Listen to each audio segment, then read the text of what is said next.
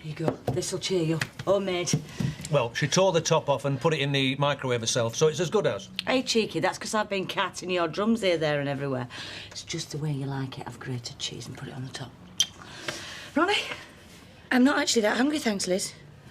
Are you all right? You look a bit peaky. No, I'm fine. It's just that... Oh, I'm just being daft. How are you going to manage at streetcars with one less car on the road? Sick of thinking about it. And don't, he'll sort itself out sooner or later. Will it? As if you'd be involved in a hit and run. Yeah. Yeah, I can't get my head around it. So it all went well then? Yeah. Couldn't have gone any better, really. Brilliant. Well, it's blinding, isn't it? The only cloudette up on the horizontals is how he's going to react when I tell him that I'm gay. I mean, because it might come as quite a shock to him. What? Sean, you know Chris Rock, he doesn't normally say, oh, by the way, did you realise that I'm black? It's sort of obvious. I think old Brian might have twigged. So what are you trying to say, Jamie? Because when I tick the boxes on internet dating, I put straight acting, straight looking, seek similar. Are you trying to say that I'm camp? That's outrageous. No, seriously though, I better say something.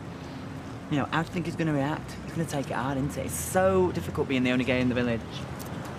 Looks like you're going to find out, mate.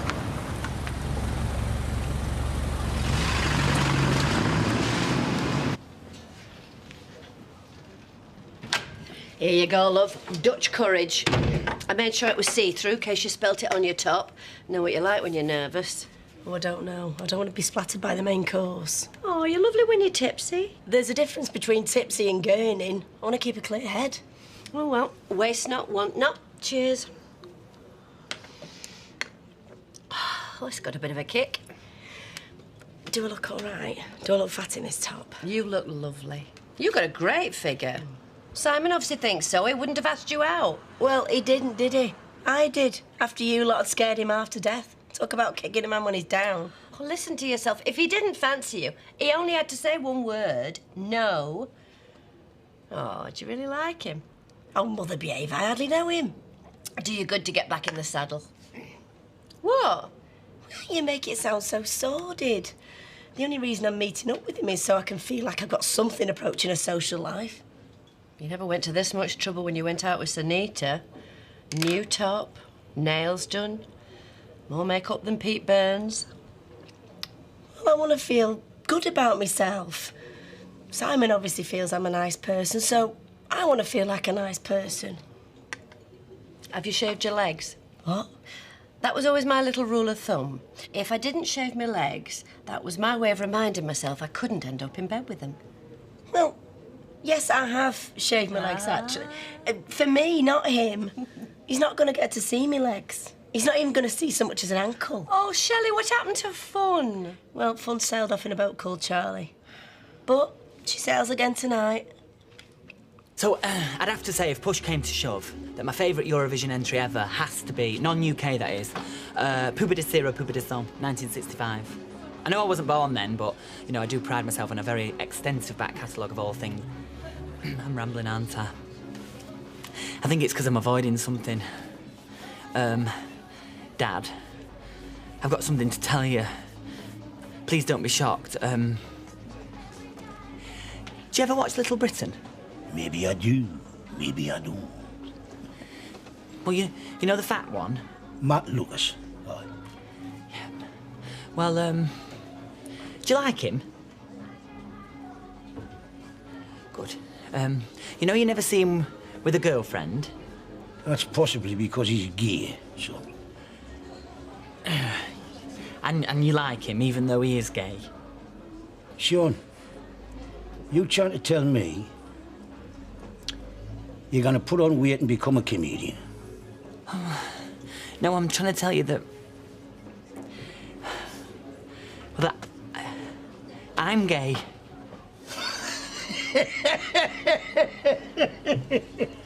What's so funny? Oh, Sean, man, I brought you up for 10 years. And you went... When you were dancing round the living room of My Fair Lady, right? I knew then you weren't going to be knocking the ball in the back of the net for the Toon Army. That's It's really homophobic because you know there are gay footballers. And all them times I had to bring you back from Ann Marks, remember? You gone round there to play a scale electric with their Peter, and I'd get a phone call saying, Brian, he's got me wedding dress on again. That dress was a miracle. So you knew all them years ago. Why didn't you say out? What you supposed to say to a 10-year-old kid, eh? Sit him down and say, listen, lad, you think you might be gay? I loved you, son. You were unique. You always made me laugh. I'm a natural wag. So have you got a boyfriend? I have had. I lived with my Louis for 3.5 years. Louis the Scaffolder? No, Auntie Betty, she filled me in.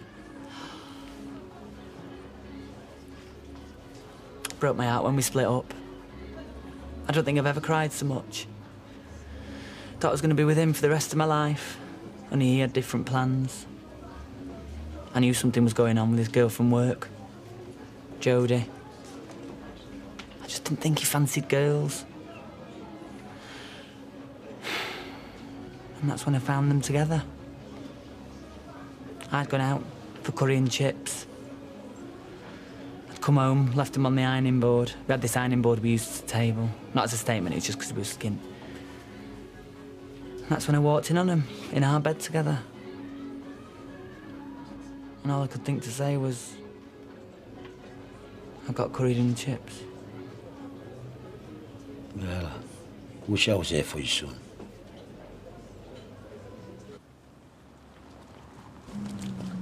Oi! What do you think you're doing? That's trespassing.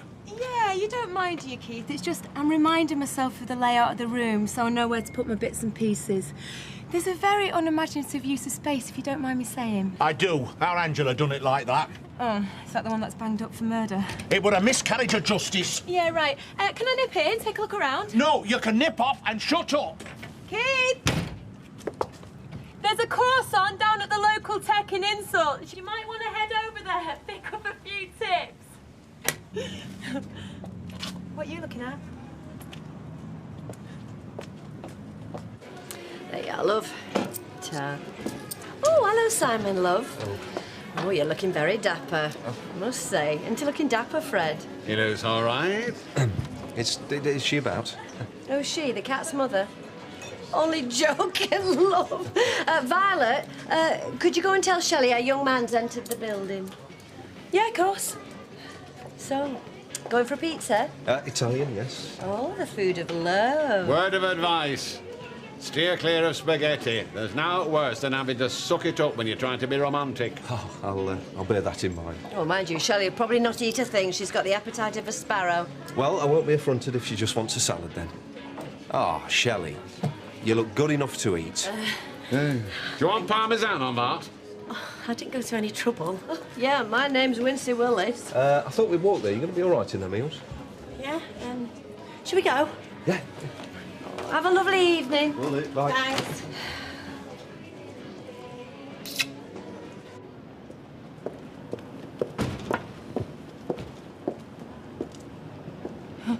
What am I like? I've left my bag back at the flat. I'll just nip back and get it. See you in a bit.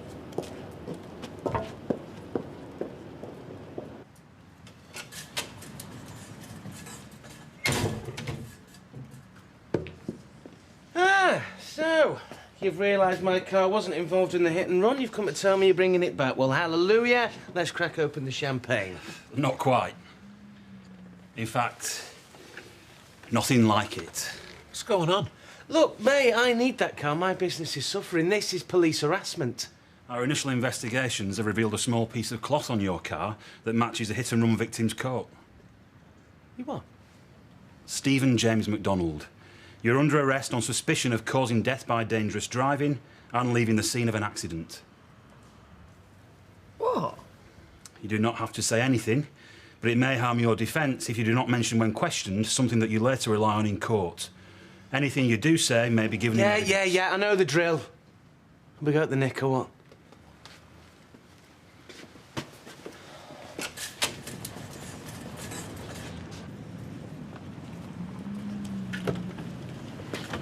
Watch your head. Yeah, I'm not thick.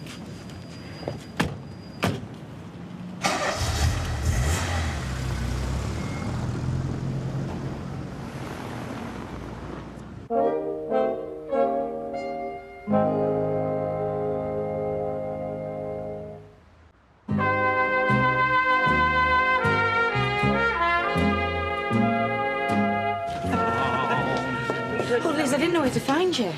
What's the matter? What is it? It's Steve. Well, what's happened to him? Is he all right? Well, I don't know, but I've just seen him being dragged off in a police car. What? It can't be to do with a hit and run, can it? Well, there's only one way to find out. Come on. I'll drive. I've only an hour. Maybe one of us should stop at home in case anyone rings. Look, I'll do that. You two go. All right, if you're sure. Yeah, come on. Do you know what's happened? They've arrested you, Steve. Yeah, but for what, though? Death by dangerous driving and getting off and that. Don't look at me. Come on, Vernon, this is ridiculous. You're joking. I need a drink. Well, Steve wouldn't have done that, would he? I mean, what have they got on him? Like the coat the guy was wearing, there's a bit of it on Steve's bumper or something. Oh, no way. I can't believe that. Pint, please, Violet. No, scrap that. Get me a large brandy. OK. And then, of course, the number 12, you see, I mean, that's a different kettle of fish altogether. I think I'll go for the avocado and prawn to start. I mean, when it comes left out of the Kathleen Ferrier estate, it hangs a right at the Glassblowers Arms, or Schooley's Corner, as we call it, and then it does another right onto Bannerman Way. Well, you've got 8 stops on Bannerman Way. I mean, it's what I call a long road, you know. Oh, oysters. Oh, I don't like oysters. And then the 12A, hilariously, comes off Bannerman Way halfway down, then doubles back on itself on the Ferrier estate.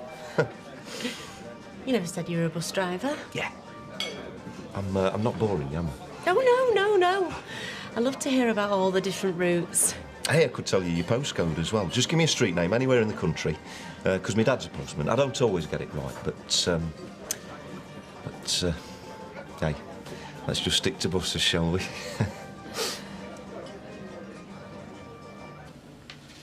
The evidence is very compelling. You get done for a speeding ticket. Someone's killed less than a mile away and only a short while later. Fibres from his coat are found on your headlights. Do you want to look at me, Stephen? Yeah, it all fits. Oh, well. At least we'd agreed on something. Only it wasn't me. Just when it was going so well. It wasn't me driving. But you held your hands up to the speeding ticket, didn't you? Yeah, I did, and I can explain that. Oh, do? This is fascinating. I took the rap for my girlfriend, Ronnie. She was driving, she was the one that was speeding. Look, she's got 9 points on her licence. So what you're saying is, your girlfriend killed him. I don't know what I'm saying. That's a very serious allegation, Stephen. Will you stop calling me that? Right. Well, I better go and talk to this girlfriend of yours. I just hope for your sake she can confirm your story. Look, there has to be some kind of reasonable explanation for all this. There was, wasn't there? Just wait there. Someone will be in a minute. The time is now 1931. This interview is concluded.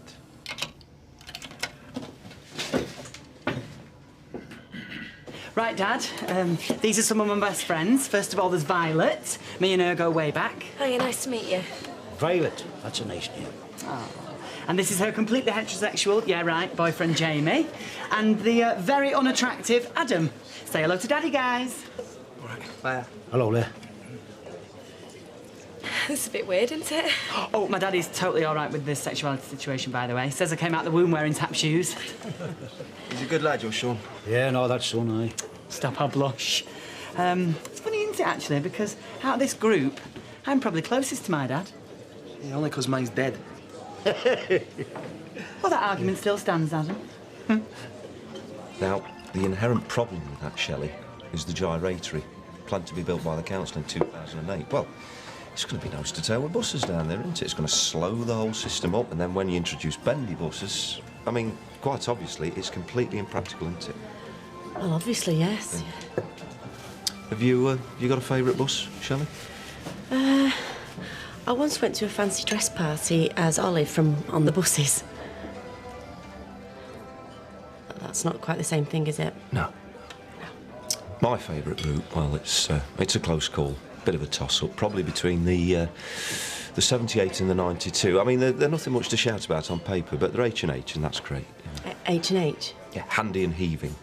And in my book, Shelley, busyness maketh the bus. Oh, excuse me, sorry. Oh no. It's me mum.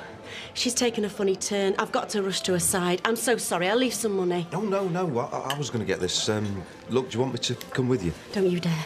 No, I mean, don't be soft. You finish your meal, and I'm really sorry. I've got to look after her. She's a bit weird.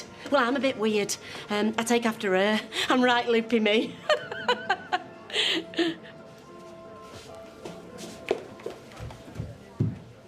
I thought you were Steve, actually. I've made him a shepherd's pie, but I guess it will keep. Did you want to talk to me? Oh, sorry. I could have a degree in stating the obvious.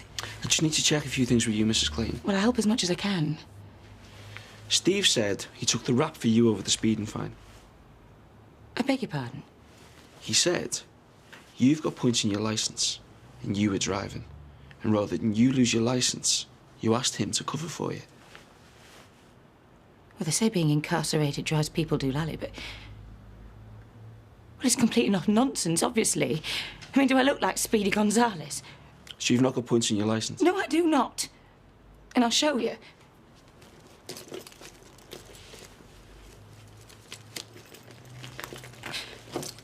I don't know what he was thinking. I can't believe he'd say that. I knew he never loved me. Not really. That's all I needed to see. Thanks, love. He must be really scared. You will send him my love. There's no point throwing good love after bad, Mrs. Clayton. Easier said than done, Detective. Well, the police were about as useful as... I was just going. What's going on? I'm sure Mrs. Clayton can fill you in. Good evening.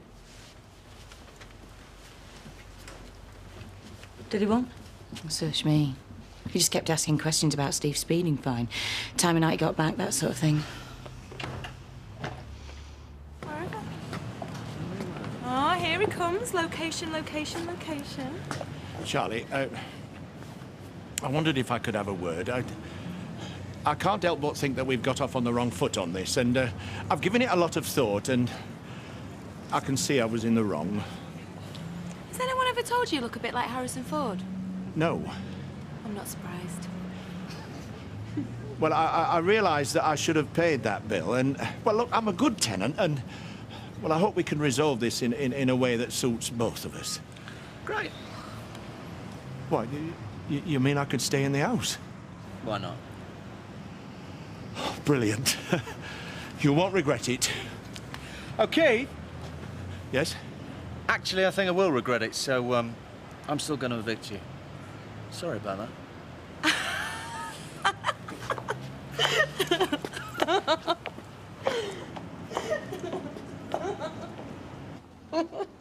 The only topic of conversation he's got is buses.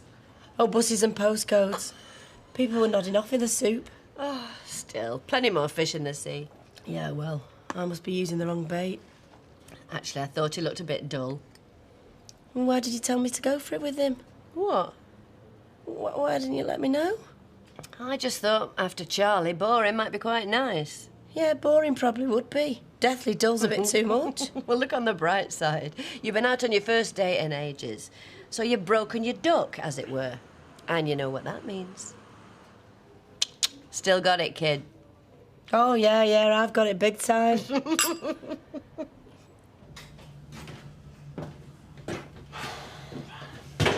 All right. I'm fine. Your delightful girlfriend has completely denied your version of events. What? Look, we know you were in the car, Steve, so why don't you just own up to it? I wasn't in the car. This is off his head, this is. Well, if you weren't in the car, who was? Well, I don't know, do I? And if you weren't in the car, where were you? I was somewhere else, wasn't I? I was somewhere else and I can prove it. Well, go on then. Well, I was at mine, wasn't I?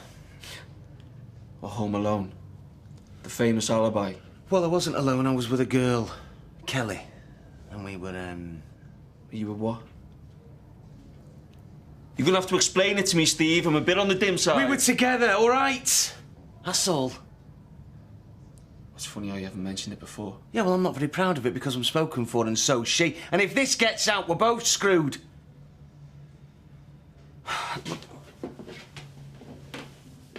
the guy that runs a cab firm with me, Lloyd Mullaney, it's his girlfriend. And I was with her, I swear.